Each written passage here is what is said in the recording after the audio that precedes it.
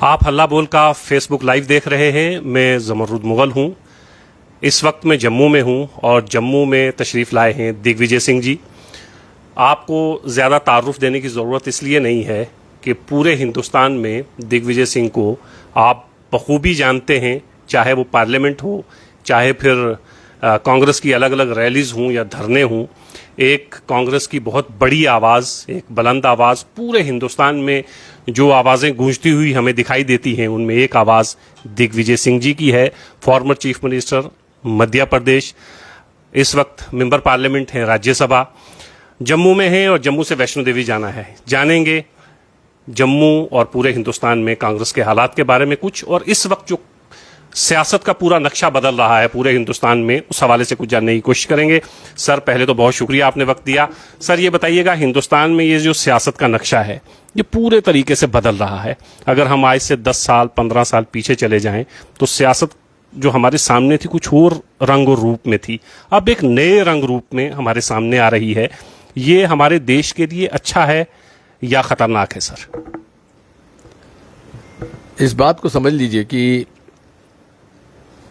मैं तो इस बात को हमेशा कहता रहा हूं कि भारतीय जनता पार्टी का जो सोच है, विचारधारा है, नीति है, वो इस देश के मूल संस्कार और संस्कृति के खिलाफ है। क्योंकि ये देश सबका है और सभी जात, धर्म, संप्रदाय के लोगों ने मिलकर इस देश को आज़ादी की लड़ाई लड़ी और इस देश को सन 47 से लेकर मैं कहता हूं कि 2014 तक एक नया स्वरूप दिया, जिसमें कि पूरे विश्व में धीरे धीरे हम लोग पायदान चढ़ते चले गए और 5th लार्जेस्ट इकोनॉमी के रूप में हम उभर कर सामने आए। लेकिन जब से मोदी जी प्रधानमंत्री बने हैं, देश का माहौल बिगड़ रहा है। धार्मिक उन्माद से अशांति फैलती जा रही है। हमारे भारतीय संविधान में सबको अपने धर्म का पालन करने का, प्रचार करने का अधिकार है, लेकिन दूसरे धर्म के खिलाफ अपशब्दों का प्रयोग करने का अधिकार नहीं है।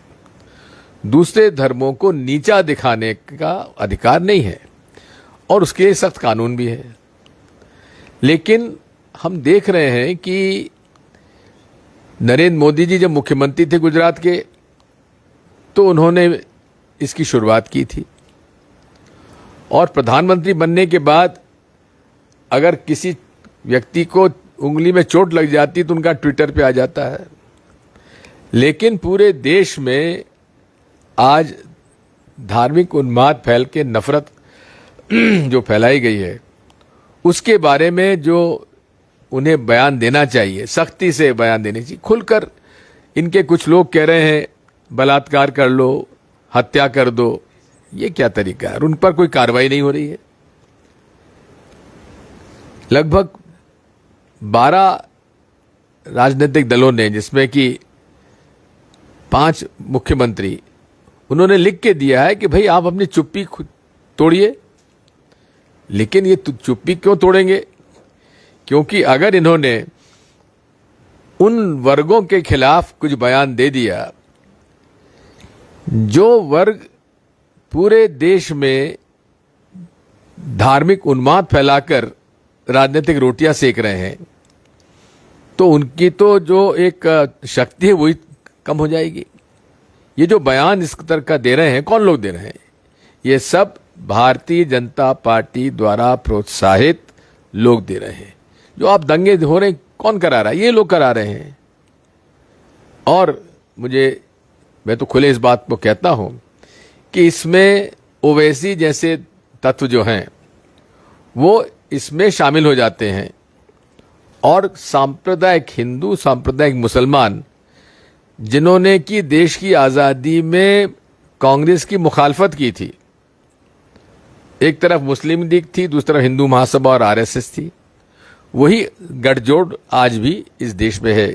इसलिए देश के हालात बिगड़ते जा रहे हैं, आर्थिक हालात बिगड़ रहे हैं।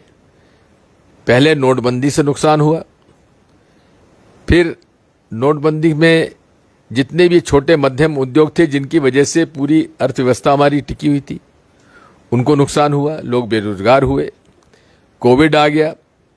कोविड के अंदर जो राहत 20 लाख करोड़ का पैकेज इन्होंने कहा, उसका लाभ किसको मिला?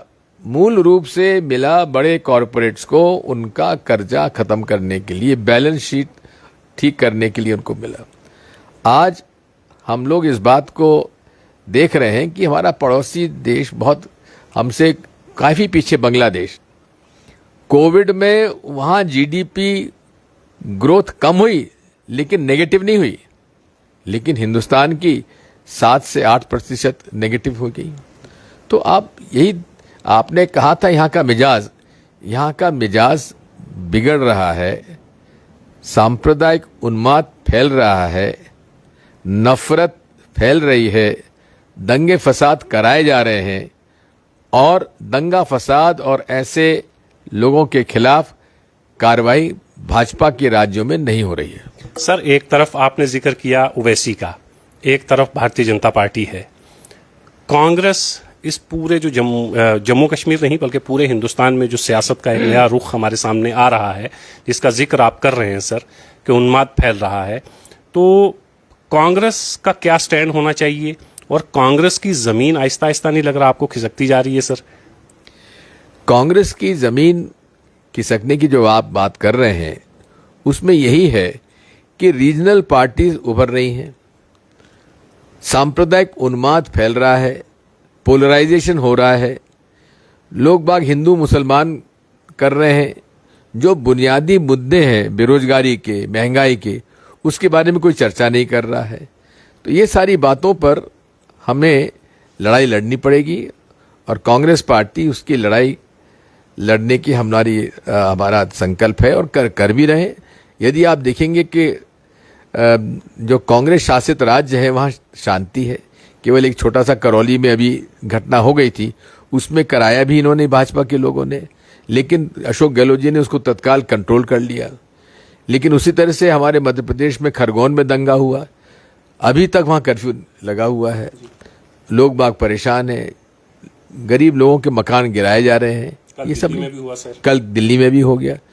और दिल्ली में जिन लोगों ने दंगे करवाए, वो कपिल मिश्रा जो पहले भाजपा में था, आम आदमी पार्टी था, फिर भाजपा में चला गया, वो खरगोन में 4 दिन तक इस तरह भड़काऊ भाषण दे रहा था।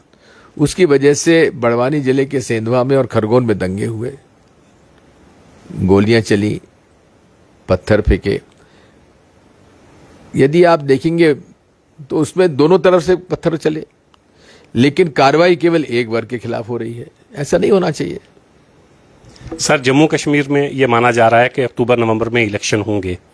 अगर अक्टूबर और नवंबर में जम्मू कश्मीर में इलेक्शन हो जाते हैं तो कांग्रेस की क्या भूमिका होगी सर इसमें, सरकार बनाने में या बनने में? सर, पहली बात तो यह है कि डिलिमिटेशन का नोटिफिकेशन नहीं हुआ है, लेकिन जो जानकारी मुझे मिल रही है उसमें बड़ा भेदभाव किया जा रहा है।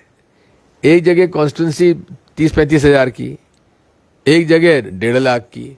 ये केवल ऐसे मोहल्ले, ऐसे गांव जिसमें भाजपा का अस्तित्व है, उसी के हिसाब से पूरा डिलिमिटेशन हो रहा है, विधानसभा सीटें बनाई जा रही हैं।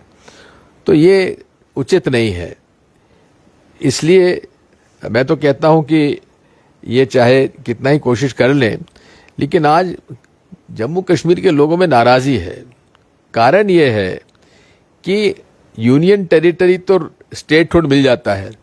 ये पहला उदाहरण है जहां स्टेट को यूनियन टेरिटरी बना दिया गया, अधिकार छीन लिए गए, पूरा कंट्रोल केंद्र सरकार के होम मिनिस्ट्री का हो गया, और साथ में जो स्टेट का जो रिक्रूटमेंट होता था वो जम्मू कश्मीर के हिंदू, मुसलमान, सिखों का इनका होता था।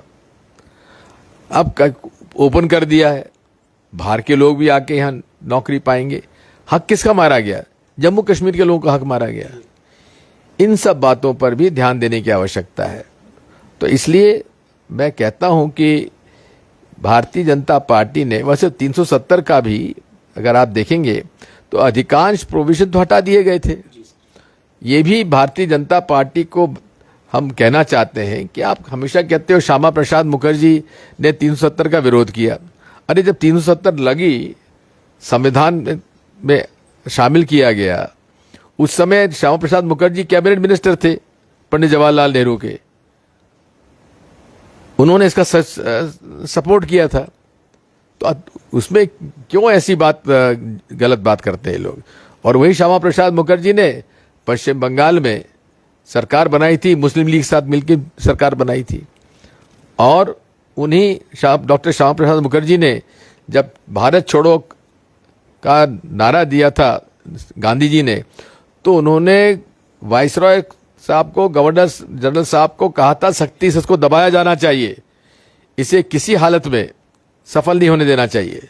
हमें ब्रिटिश हुकूमत को, जो कि आज जंग लड़ रही है, उसका सपोर्ट करना चाहिए। ये श्यामा प्रसाद मुखर्जी ने अपना बयान दिया था। तो ये सारी चीजें जनता के सामने लाना जरूरी है। सर, एक आखिरी सवाल। आज सुबह के जो अखबारात हैं उनमें खबर ये है कि प्रशांत किशोर जो हैं, पीके जिनको नाम से मशहूर हैं, वो बहुत जल्द कांग्रेस का दामन थाम सकते हैं। तो अगर वो कांग्रेस ज्वाइन करते हैं तो क्या उससे कांग्रेस को हिंदुस्तान में फायदा होगा सर? कल उनका प्रेजेंटेशन था कांग्रेस प्रेसिडेंट के सामने, और उसमें उन्होंने प्रेजेंटेशन दिया है, लेकिन काफी डिटेल प्रेजेंटेशन था। तो इसलिए कांग्रेस प्रेसिडेंट ने कहा है कि हम एक कमेटी और बना देते हैं, उसमें डिटेल प्रेजेंटेशन का क्या रोड मैप हमारा हो सकता है। और लेकिन शर्त ये रखी गई है कि हम लोग उसको तब लागू करेंगे जबकि प्रशांत किशोर कांग्रेस ज्वाइन करें। तो उन्होंने कहा 4-5 दिन का समय उन्होंने मांगा है, देखते हैं। आप दिग्विजय सिंह को सुन रहे थे। जम्मू और कश्मीर के हालात और पूरे हिंदुस्तान के जिस तरह के हालात आहिस्ता आहिस्ता बनते जा रहे हैं, उस पर बेबाकी के साथ इससे पहले भी दिग्विजय सिंह जी बोलते रहे हैं। आज भी आपने सुना। हिंदुस्तान भर के जो हालात हैं वो आपके सामने हैं। जम्मू और कश्मीर में इलेक्शन अक्टूबर-नवंबर में जैसे कहा जाता है कि मुमकिन है कि हो जाएं, अगर हो जाते हैं तो उससे पहले जो डिलिमिटेशन का ड्राफ्ट इस वक्त पब्लिक में है, उस ड्राफ्ट के हवाले से भी दिग्विजय सिंह जी ने इजहार किया है कि ड्राफ्ट में जो जो चीज़ें, जो कमियां हैं जो इनके सामने हैं, तो इसका मतलब ये हुआ कि दिग्विजय सिंह की जम्मू और कश्मीर की सियासत पर गहरी नज़र भी है। और आने वाले दिनों में हम देखेंगे कि जम्मू और कश्मीर के इलेक्शन में दिग्विजय सिंह जी कितना अहम रोल अदा करते हैं और इलेक्शन में कांग्रेस के हाथ जम्मू और कश्मीर में क्या आता है। बहुत शुक्रिया सर। बहुत